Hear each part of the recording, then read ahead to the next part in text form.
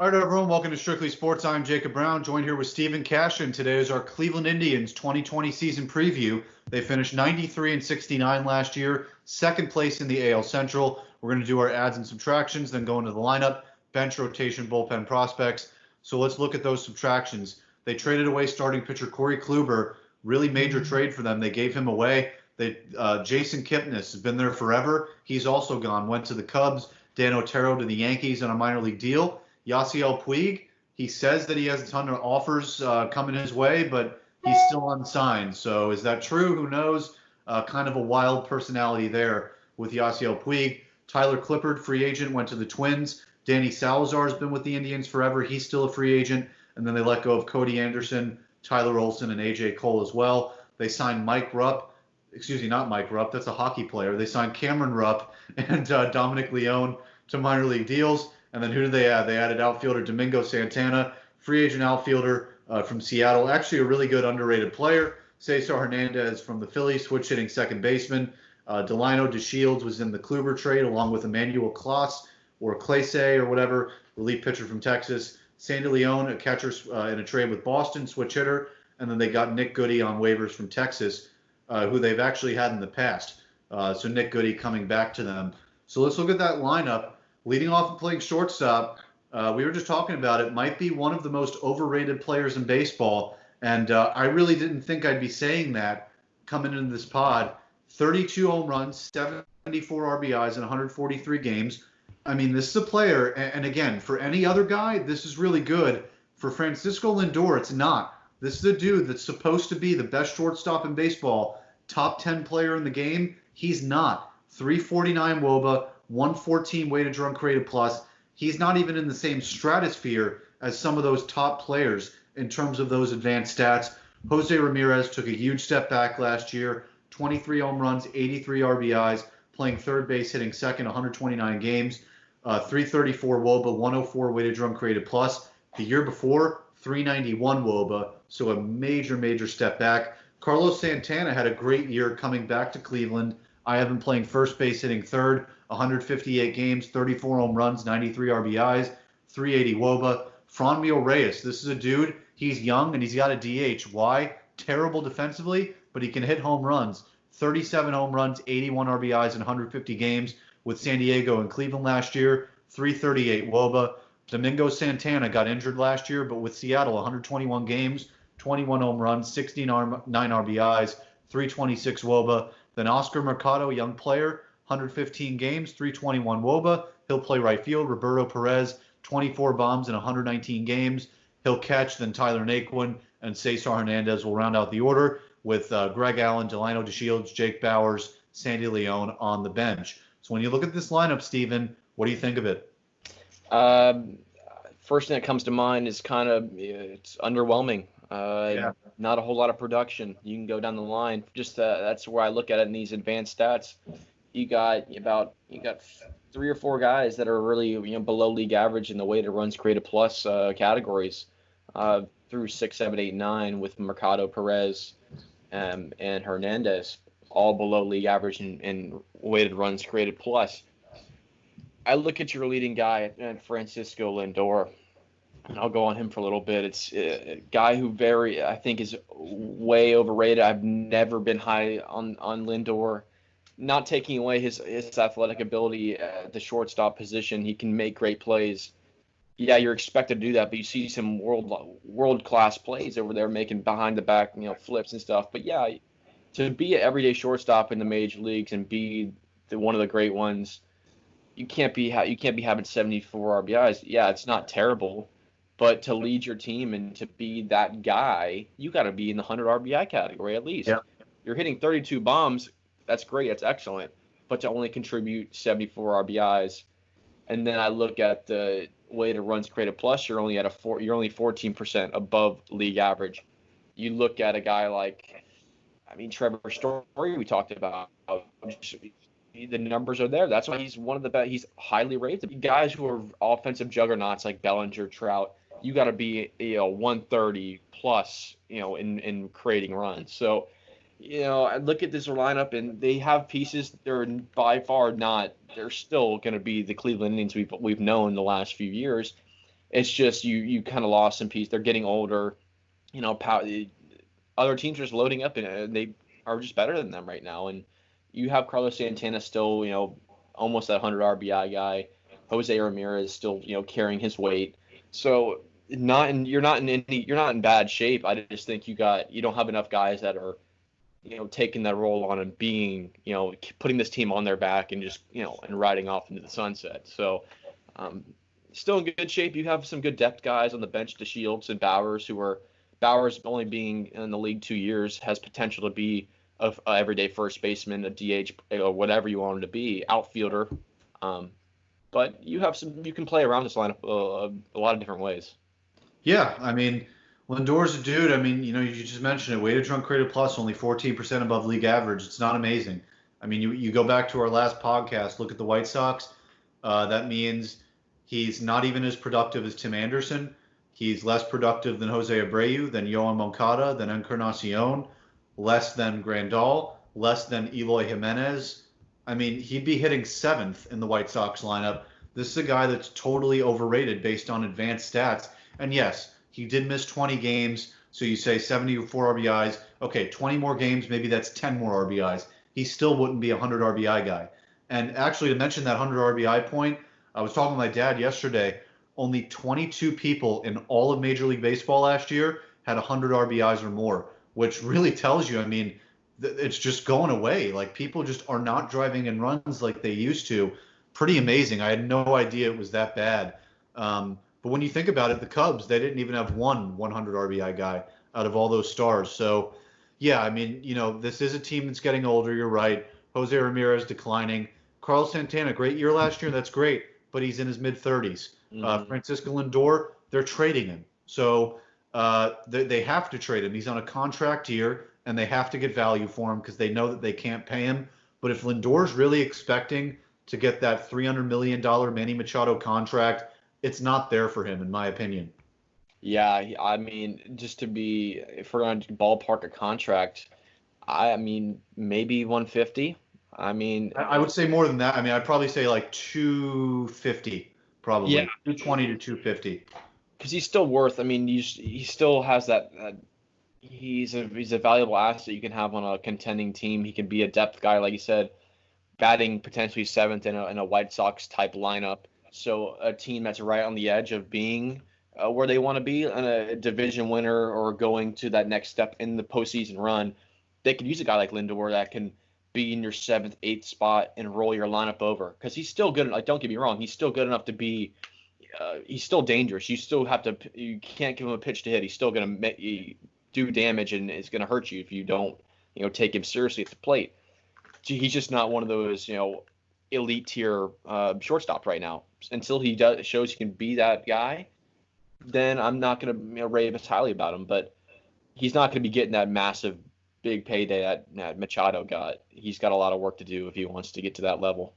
Yeah, I agree. And yeah, I mean, the rest of this offense, Franmil Reyes, it's good, it's great, but barely above league average. I like the 37 home runs, but only 81 RBIs with 37 home runs. It's just, annoying. And he doesn't walk much. 249 average, 310 on base. You've got to get those walks up.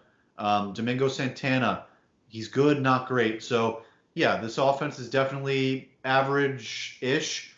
And when Lindor goes, it's not good at all. At that point, it's going to be Santana and possibly just a bunch of just shit, basically. So that's basically how I look at this Indians roster. Now we move on to the rotation. And this is where they're strong because they've got a 5-man deep rotation.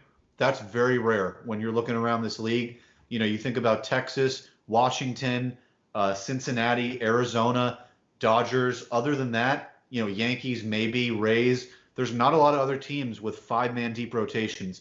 Shane Bieber leading the way, 33 games started, 214 in the third innings pitched at 24 years old. This came out of nowhere. 3.28 ERA, 10.88 Ks per 9. Walks are low, 1.68 per game. Home runs, 1.30 per game. And 259 total strikeouts. Incredible year for Bieber. He's even better than Giolito was. People don't even realize that. Giolito's hyped up, but Bieber was actually better.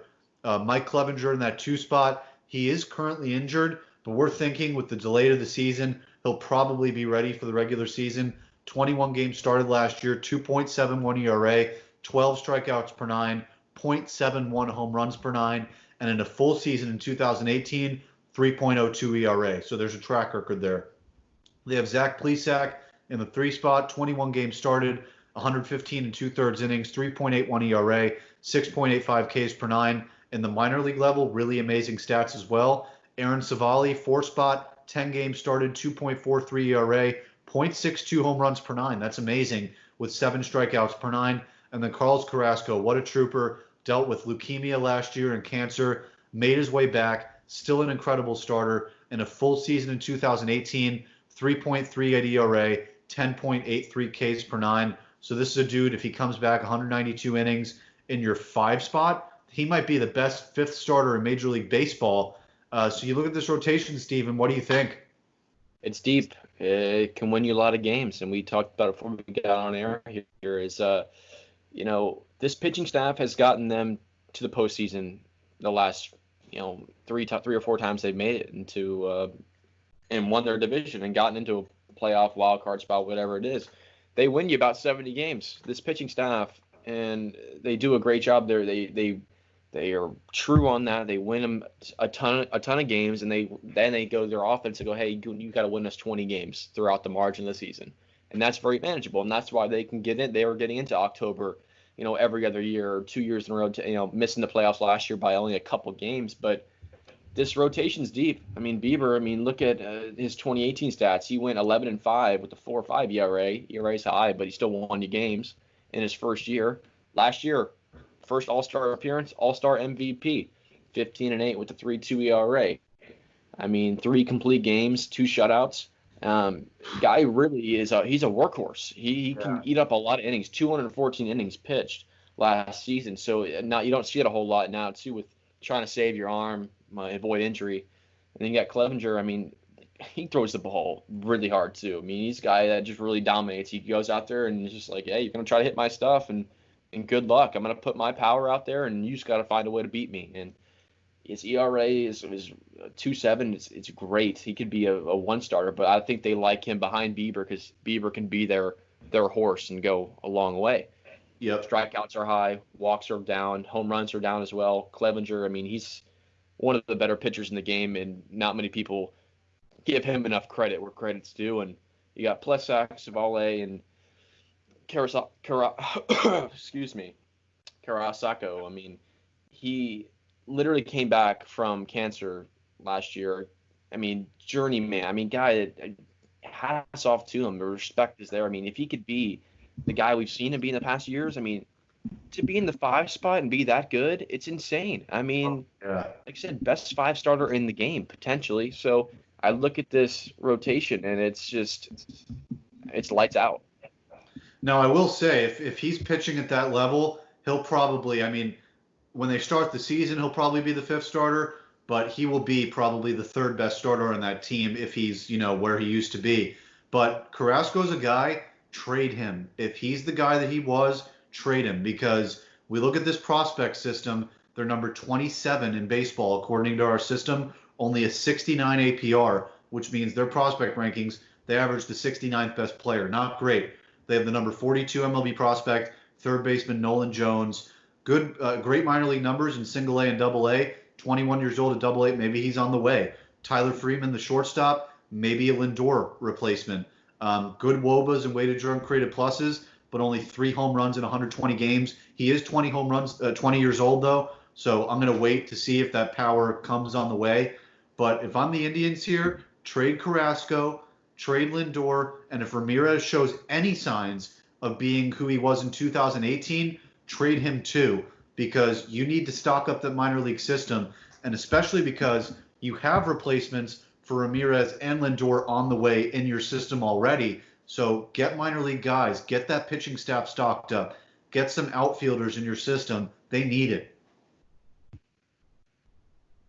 Yeah, for sure. You look at the top of their rotation, like I said, Bieber and Kleb, even going down to Plesac.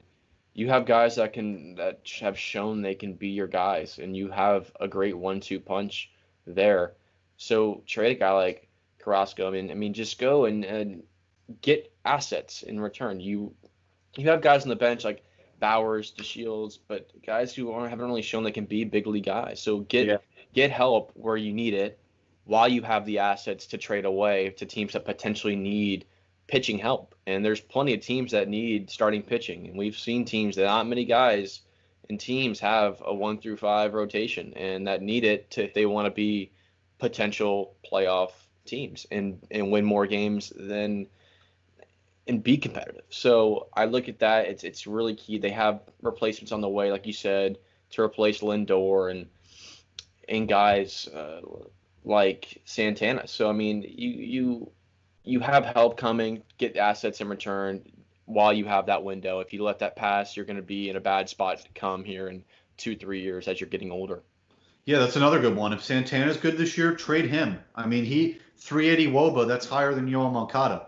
Really valuable bat if you can find a team that's willing to take him. I'm sure there's plenty out there. You go to the National League, so you say, I'm just trying to think off the top of my head. I mean, Milwaukee maybe, right? I mean, maybe they take him, or you look over at Arizona, maybe they're not fine with Christian Walker, or because Christian Walker can play outfield too, so you can move Walker to left field, sit Peralta or Calhoun.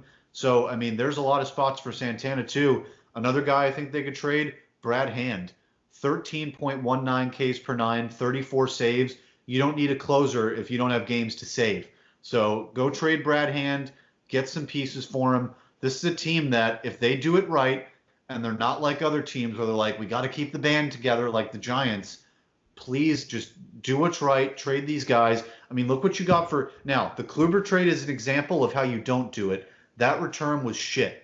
Delino DeShields is a contact hitter that's a bench player, and Emmanuel Clase may or may not be a good reliever. Terrible, terrible return for Corey Kluber. So they need to make sure they have the right deal in place, but that has to be that has to be the plan for them going forward.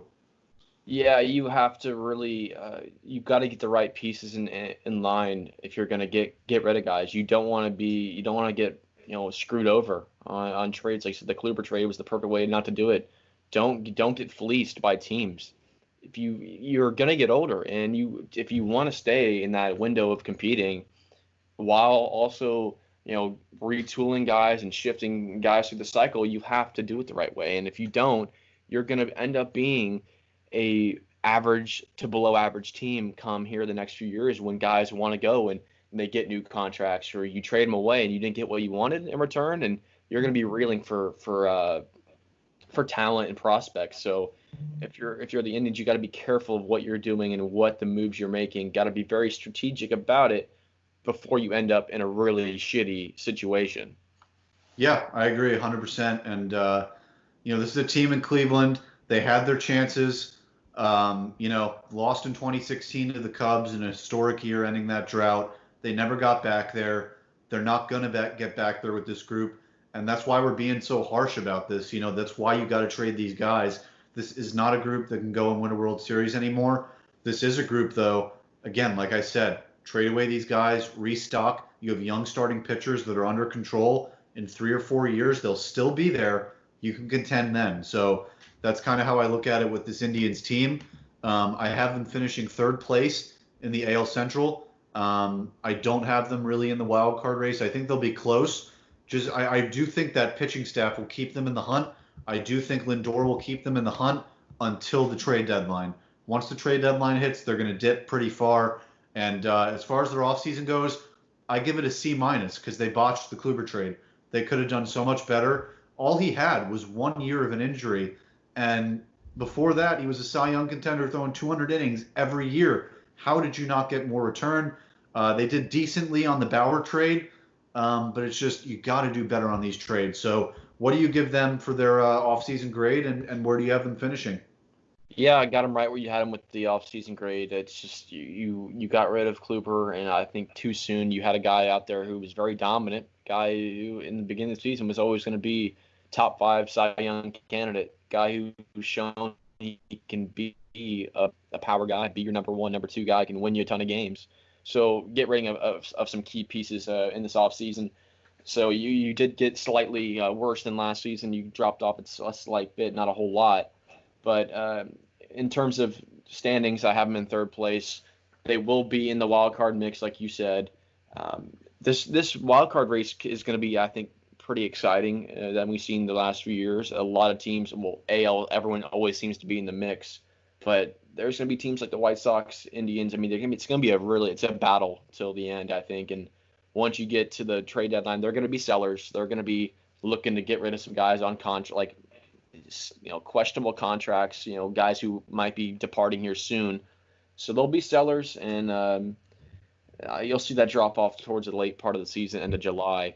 But I just don't think they're going to be in the playoffs right now. They're just on the cusp of not being where they still need to improve in certain areas, and they're getting older. So.